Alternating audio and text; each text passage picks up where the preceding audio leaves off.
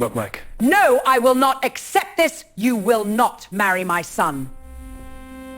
Margaret Whitmore had spent 35 years building her son into the perfect heir. Ivy League, educated, corporate executive, destined for greatness. But when he brought home Amara, a dark-skinned Jamaican woman with lokes and an accent that sang, Margaret's smile froze, and she said 5 words that would destroy her family forever. She's not right for us. I knew something was wrong the moment my fiancé Daniel's mother opened the door. The smile she'd been wearing, the one I'd seen in FaceTime calls for 6 months, disappeared the second she saw me standing on her Connecticut doorstep. Her eyes traveled from my box braids to my brown skin to the Jamaican flag pin on my jacket, and something cold settled into her expression. Daniel, her voice was clipped. You didn't mention Amara was ethnic. Ethnic, like it was a polite word for something shameful. Mom, this is Amara Clark. Daniel squeezed my hand, either not noticing the tension or choosing to ignore it. The woman I'm going to marry. I extended my hand. Mrs. Whitmore, it's so lovely to finally meet you properly. Daniel's told me so much about... Has he? She didn't take my hand, just stepped back, creating space that felt more like a barrier. Well, come in, I suppose. No point standing on the doorstep, letting heat out. The Whitmore home was exactly what I'd expected. Pristine, expensive, carefully curated to announce wealth without vulgarity. Family photos line the entrance hall. Daniel at various ages, always perfectly groomed, always appropriately composed. Nothing out of place, nothing unexpected, nothing that looked like me. Daniel's father, Robert, appeared from what I'd later learn was called the study. He was warmer, shaking my hand, complimenting my dress, asking about my flight from New York. Amara's a trauma surgeon at Mount Sinai, Daniel said proudly. Top of her class at Johns Hopkins. She's doing groundbreaking work in... How nice, Margaret's voice cut through his enthusiasm like ice. Dinner will be ready in an hour. Amara, you'll want to freshen up, I'm sure. Long flight from... Where are you from originally? Kingston, Jamaica. I've been in the States since medical school, but Jamaica. She said it like I'd named a disease. How colorful. Daniel, show her to the guest room, the blue one, not the rose room. Daniel started to protest. I'd heard him mention the rose room was the nicest guest suite, but I squeezed his hand. Pick your battles, I thought. We'd be here 3 days. I could survive 3 days. I'd survived worse. Dinner was a masterclass in passive aggression. Margaret seated me at the far end of the table, physically distant from Daniel, who sat beside his mother like he had his entire childhood. She asked me questions designed to highlight everything I wasn't. So, Amara, where did you go to boarding school? I didn't.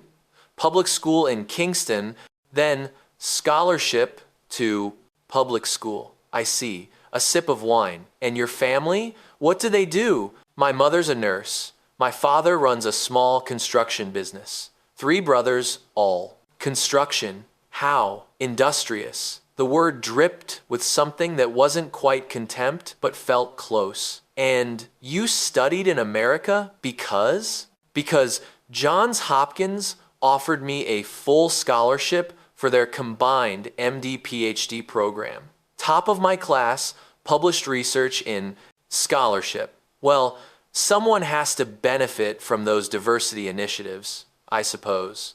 The room went silent. Daniel set down his fork. Mom? What? I'm simply acknowledging that medical schools have become very focused on diversity. It's wonderful that Amara had opportunities she might not have had otherwise. She earned her spot, Daniel said, voice tight. She graduated top of her class. She's one of the best trauma surgeons in New York. None of that has anything to do with diversity initiatives. Of course not, darling. I'm sure Amara is very talented. Margaret smiled at me, all teeth, no warmth. I'm simply saying that things are different now than when Robert and I were young. Standards have evolved. I wanted to throw my wine in her face. Wanted to recite my publications, my surgical success rates, the lives I'd saved, wanted to ask what she'd accomplished beyond marrying money and producing one son. Instead, I smiled. Things have evolved. It's no longer acceptable to be openly racist at dinner tables. Though I suppose some people missed that memo. Margaret's face went white, then red. I beg your pardon? Mom, Daniel stood. Amara and I are going for a walk. We'll be back later. Daniel James Whitmore, you sit back down. But we were already leaving? Daniel, grabbing our coats, me following him out into the cold Connecticut night. We walked in silence for 10 minutes before he stopped in the middle of a sidewalk lined with trees that probably cost more than my parents' house. I'm so sorry, his voice cracked. I knew she could be difficult, but I didn't expect. You didn't expect her to be racist? She's not racist.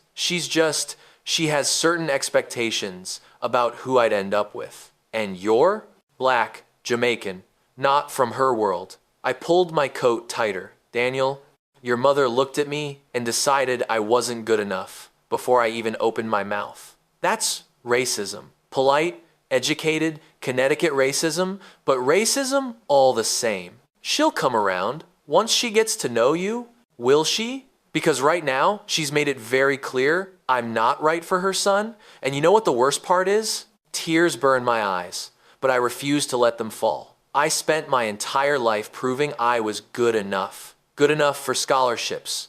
Good enough for medical school. Good enough to operate on people's children. But to your mother, I'll never be good enough because I'm black. That's not fair. It's completely fair. I turned to face him. Daniel, I love you, but I will not spend the rest of my life trying to earn your mother's approval. I will not shrink myself to fit into her narrow vision of who deserves to be in this family. And I need to know right now if you're going to stand with me or with her. He looked torn, lost.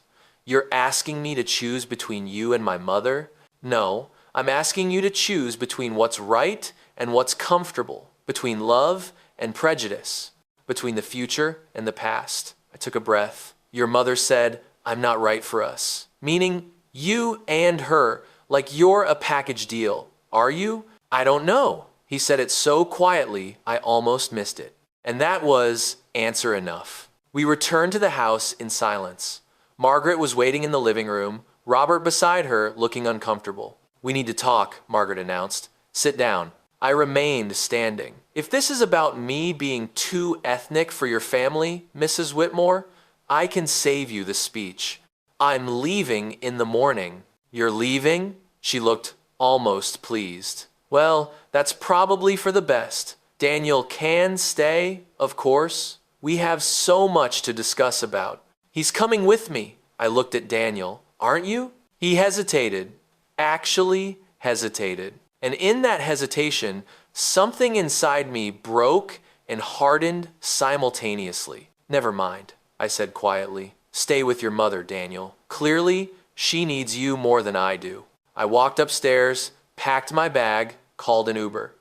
Daniel followed me, talking the whole time, explaining, justifying, asking for time, promising things would change. I let him talk, but I was done listening. The Uber driver was an older Jamaican woman who took one look at my face and asked, in patois, bad visit, the worst? Let me guess, white boy, black girl, racist family. How did you?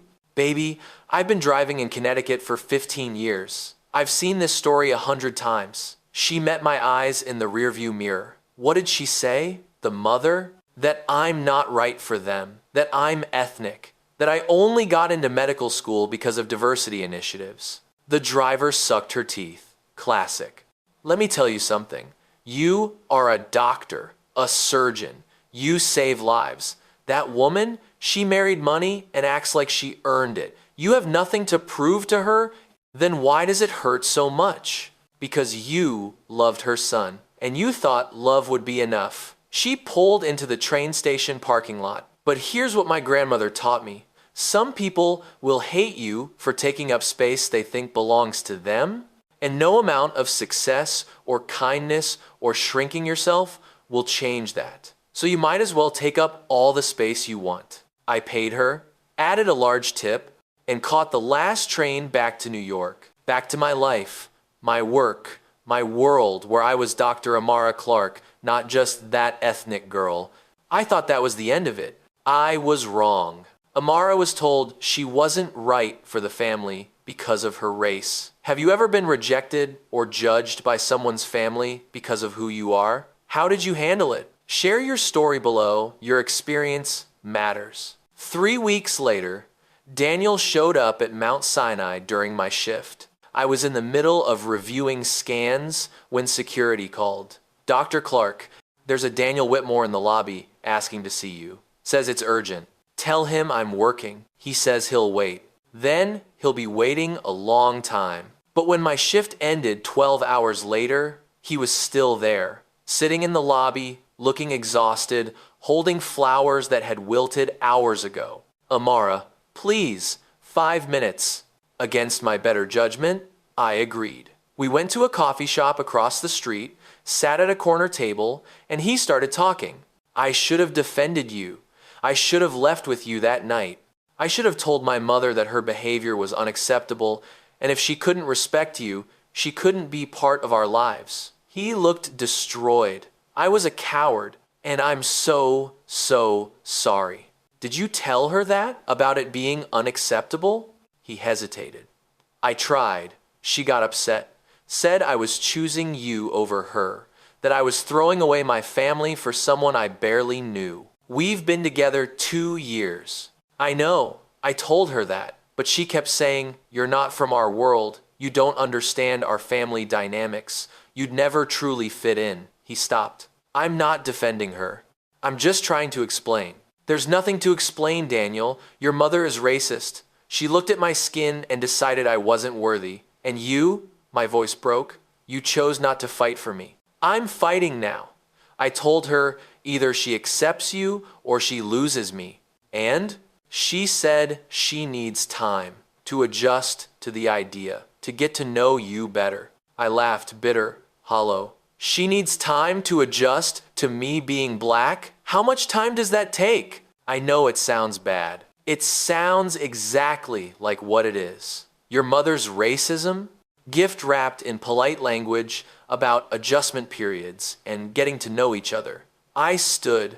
I'm not a trial period, Daniel. I'm not something she gets to slowly tolerate until I become acceptable. I'm a human being, a doctor, a woman who deserves respect, not grudging acceptance after a probationary period. What do you want me to do? I want you to have done what was right 3 weeks ago. But since we can't go back, I grab my bag. I want you to figure out what you actually value. Your mother's approval or a future with someone who will never get it. I choose you. I'm choosing you right now. But you didn't choose me then. When it mattered, when it was hard, I headed for the door. Call me when you've actually cut the cord, Daniel. Not when you're still attached and hoping I'll wait around while you figure out if I'm worth losing mommy's love. 2 months passed. Daniel called constantly. I didn't answer. Then, one evening, I came home to find Margaret Whitmore sitting in my building's lobby. My building, in Brooklyn, where she had no business being. Mrs. Whitmore, what are you doing here? We need to talk. May I come up? Every instinct screamed, no, but curiosity won. 5 minutes. My apartment was small, New York small, meaning my entire place would fit in her living room. She looked around with barely concealed disdain at my mismatched furniture, my plants, my framed photos of family back in Jamaica. You've made quite a life for yourself, she said, and it didn't sound like a compliment. I work hard. What do you want, Mrs. Whitmore? To understand what you want for my son. Excuse me? Daniel has been miserable since you left. Not eating properly, not focusing at work. He talks about you constantly. And I need to understand, is this real or are you using him? The accusation hit like a slap. Using him for what? Financial security. Status. A green card. I have a green card. I'm on track for citizenship through my job. I make $300,000 a year. I don't need Daniel's money or his name. I crossed my arms. What I needed was his respect. And a family that wouldn't look at me like I'm something that crawled out from under a rock. I never. You absolutely did. You looked at me and saw everything. I am black, Jamaican, not from your world, and decided I wasn't good enough. You didn't ask about my work, my family, my values. You just saw my skin and heard my accent and made a judgment. Margaret was quiet for a long moment. You're right. I blinked. What? You're right. I looked at you and made assumptions. Unfair, prejudiced assumptions. She sat down without being invited. I've spent my entire life in a very small, very white world. Country clubs and charity galas and people who all look and sound the same. And when Daniel brought you home, you represented everything unfamiliar, everything different, everything I didn't understand. That's not an excuse. It's not. It's an explanation, a shameful one. She looked at me directly for the first time. I was raised to believe certain things about certain people. And even though I consider myself educated and progressive, those beliefs are embedded. And when I'm uncomfortable or scared, they surface. You were scared of me? I was scared of what you represented. Change. My son choosing someone I didn't pick. A future I couldn't control. She took a breath. And yes, I was prejudiced against you because of your race. Because in my world, people like you are other, exotic, not quite equal, even when we pretend they are. The honesty was startling, and somehow worse than the polite racism. Why are you telling me this? Because Daniel has cut me off completely. He told me either I examine my prejudices and genuinely work to change, or I lose him. Her voice cracked, and I realized I'm about to lose my son because I can't let go of beliefs that were never mine to begin with. They were handed to me by my parents, their parents, generations of people who never questioned whether they were right. So you want me to forgive you, to tell Daniel to talk to you again? No, I want to ask what it would take for you to give me a chance to learn, to change, to become someone who deserves to be in your life. She paused. I can't undo what I said, can't erase how I made you feel. But I can commit to doing the work to understand why I did it and how to be better. I studied her. She looked smaller than she had in Connecticut. Vulnerable, genuine. What does doing the work mean to you? I've started seeing a therapist, someone who specializes in racial bias and prejudice. I've been reading books you probably read years ago, but I'm just discovering about implicit bias, about microaggressions, about how people like me perpetuate systems that harm people like you. She pulled out a piece of paper. This is a list of Black-owned restaurants I want to try, Black authors I want to read, Jamaican culture I want to understand, not to appropriate or perform wokeness, but to genuinely educate myself about the world my son's future wife comes from. Future wife. She said it without flinching. Why should I believe this is real and not just you trying to get back in Daniel's good graces? You shouldn't, not yet. I have to earn that trust. She stood.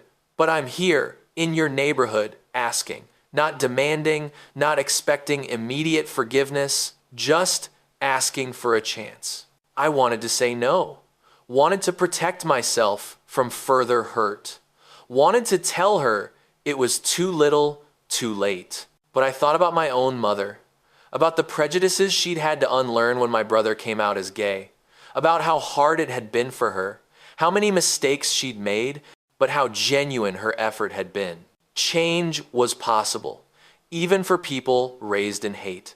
One dinner, I said. You, me, Daniel, and my parents when they visit next month. At a Jamaican restaurant in Flatbush. You eat the food. You meet my family. You experience being the only white person in a room full of Black people. And we see if you can handle being uncomfortable for one evening the way you made me uncomfortable for 3 days. Done. No hesitation. Thank you, Amara. Don't thank me yet. You haven't met my father. He's got opinions about women who insult his daughter. A ghost of a smile. I deserve whatever he has to say. Margaret admitted her racism and asked for a chance to change. Should Amara give it to her? Can people raised with prejudice truly unlearn it? Or is this too big an ask? What would you do? Drop your honest answer below. The dinner happened 6 weeks later at a packed Jamaican restaurant, where the music was loud, the food was authentic,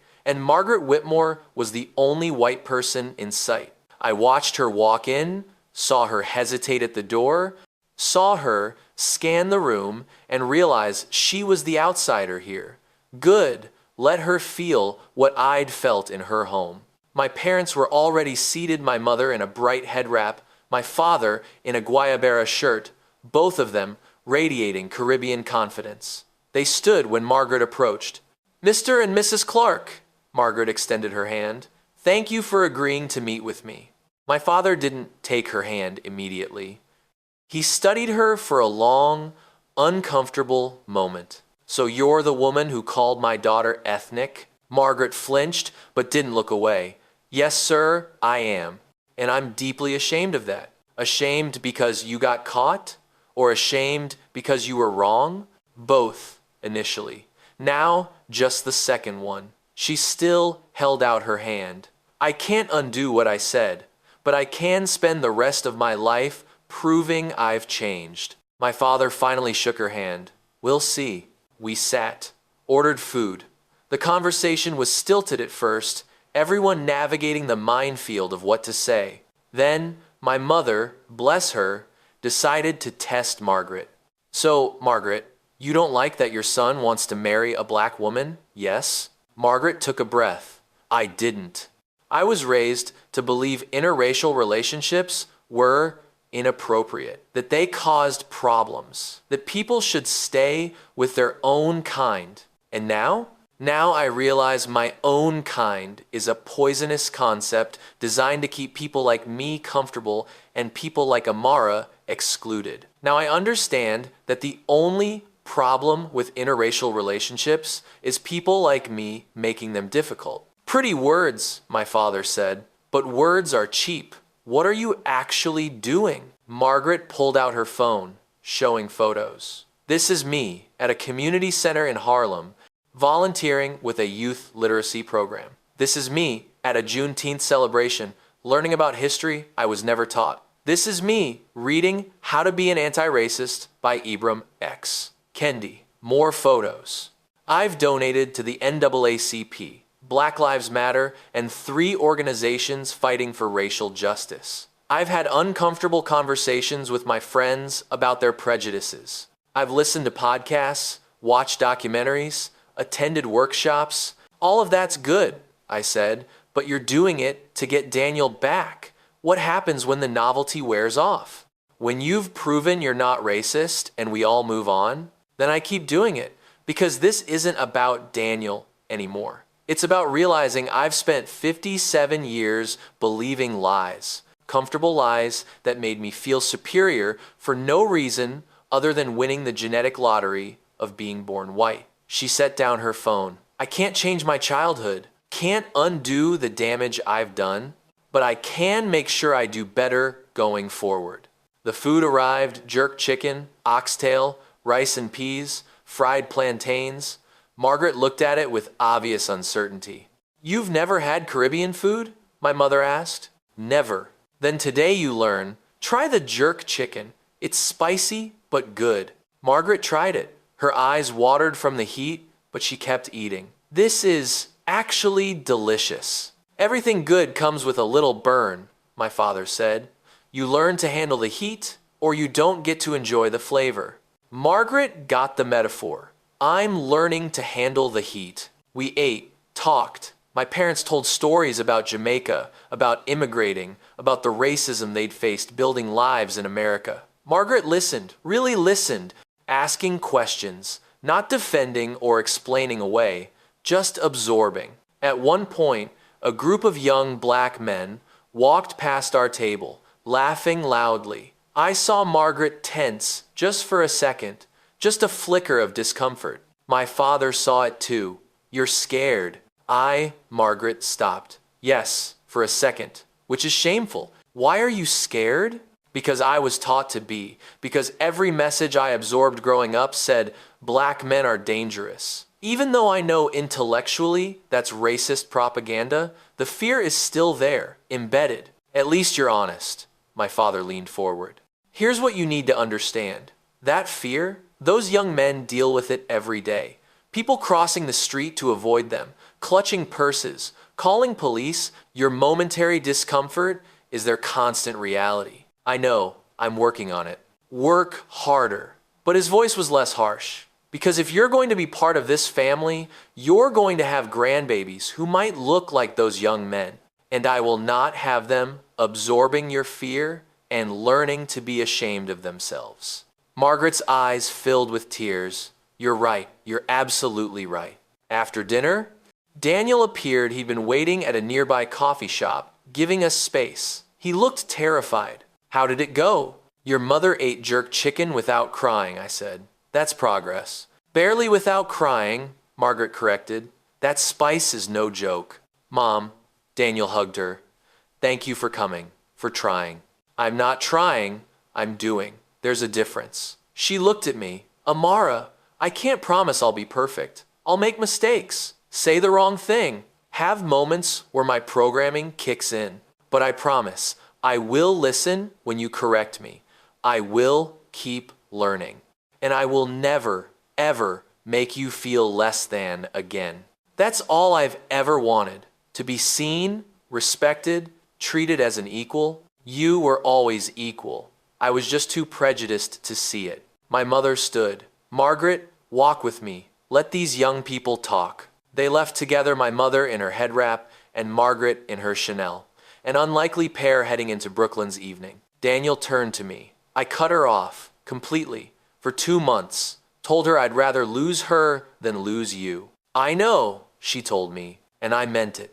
If she hadn't changed, if she hadn't done the work, I would have chosen you and never looked back. But she did change. She's trying, really trying.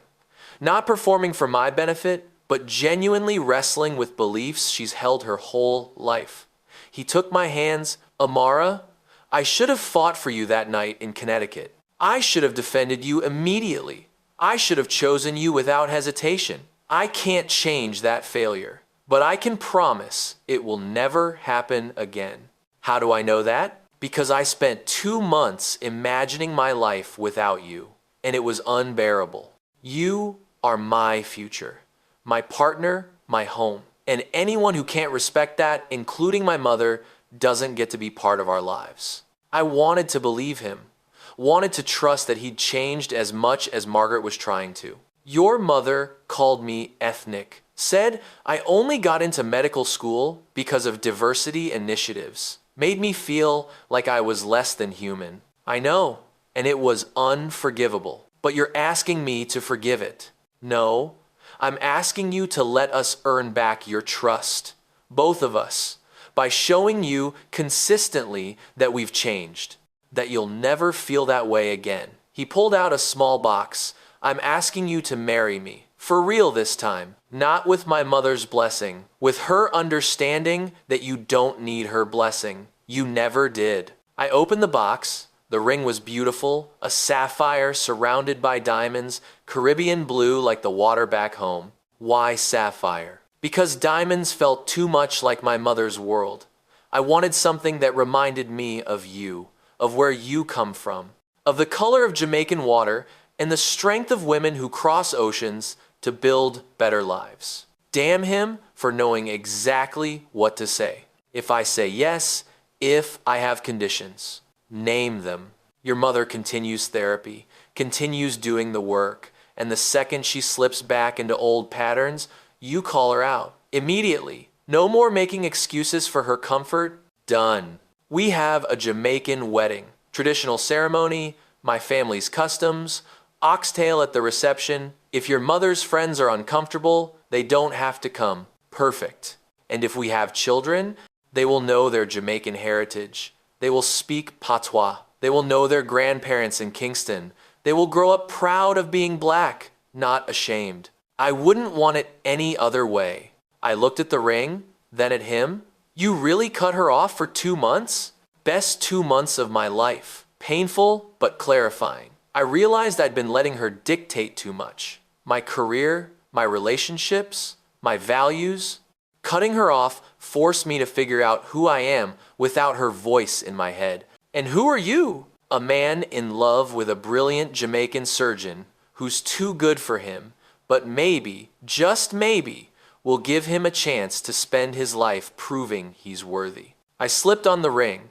It fit perfectly. One chance. You don't get another. One is all I need. The wedding was chaos and beauty in equal measure. We held it in Brooklyn in a garden venue that my mother filled with Jamaican flowers and flags.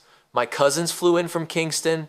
Daniel's friends from work came, looking bemused by the whole affair. And Margaret Whitmore wore a traditional Jamaican dress my mother had helped her pick out, looking both uncomfortable and determined. The ceremony was traditional, incorporating Jamaican customs, like jumping the broom, drinking rum from a shared cup, and blessings from elders. Margaret looked lost during most of it, but she tried, asked questions, participated when invited. At the reception, my father gave a speech. When Amara first told me about Daniel, I was skeptical. White man, rich family, different world. I thought, this will end badly. And when she told me about that first visit to Connecticut, he paused, looking directly at Margaret. I wanted to fly up there and tell that woman exactly what I thought of her. Margaret's face reddened, but she didn't look away. But then something surprising happened. That woman, Margaret, she called me, said she'd been wrong, said she wanted to learn,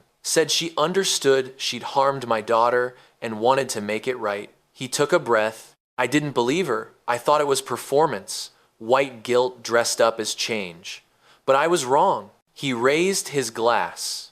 Margaret Whitmore has spent the last year doing something many people never do, examining beliefs she was raised with and choosing to be better. She's not perfect, she makes mistakes, but she listens when corrected. She keeps showing up, she keeps trying. And today, I'm proud to welcome her into our family. Margaret was crying openly now. To Daniel and Amara, my father continued, may your marriage be stronger than prejudice. May your love be deeper than fear. And may you build a family that celebrates difference instead of fearing it. Here! Here! The room erupted in cheers. Later, I found Margaret alone, staring at photos of my Jamaican relatives covering one wall. Overwhelming? I asked. Wonderful. And yes, overwhelming. She turned to me. Thank you. For what? For giving me a chance. For not writing me off as irredeemable. For believing people can change. She gestured at the party. All of this is completely foreign to me. The music, the food, the customs, everything. And a year ago, I would have been terrified and judgmental. Now, I'm just trying to keep up and enjoy it. You're doing well. I'm trying. Which is all anyone can ask, I suppose. She paused. I want you to know when you have children, I will be there. I will learn about their heritage. I will make sure they know their Jamaican culture. I will be the grandmother who celebrates every part of them, not the one who tries to make them more palatable to white society. That's a big promise. I know, but I've learned that the only way to be better is to commit to specific actions. Not vague intentions, but concrete promises. She took a breath, and I promise I will spend the rest of my life proving that I've changed. Not for Daniel's benefit, not even for yours, but because it's right. I believe you, I said, and meant it. 3 years later, my daughter was born on a Tuesday, screaming her arrival with lungs that would make her Jamaican grandmother proud. Margaret was there in the delivery room, at my request, holding my hand while Daniel held the other. When the nurse placed my daughter in my arms, I saw Daniel's eyes and my nose and a perfect blend of both our families. What's her name? The nurse asked. Daniel and I looked at each other. We'd agreed on this weeks ago, but saying it out loud felt significant. Amara Margaret Clark Whitmore, I said. Margaret gasped. You're naming her after both of us? You've earned it, I said. Not because you're perfect, but because you did the work. Because you changed. Because you proved that people raised in prejudice can choose to be better. She was crying again. Margaret cried a lot now, she'd said. All those years of repressing emotions to maintain appearances had created a dam that finally broke. I promise, she whispered to her granddaughter, that you will grow up knowing both sides of your heritage. That you will be proud of being Black and Jamaican. That no one, including me, will ever make you feel like you need to choose or hide parts of yourself. We know, Daniel said. That's why she has your name. My parents arrived minutes later, my mother immediately taking the baby and cooing in patois. Margaret watched, smiling, not understanding the words, but understanding the love. Come, my mother said to Margaret. Hold your granddaughter while I teach you proper Jamaican lullaby.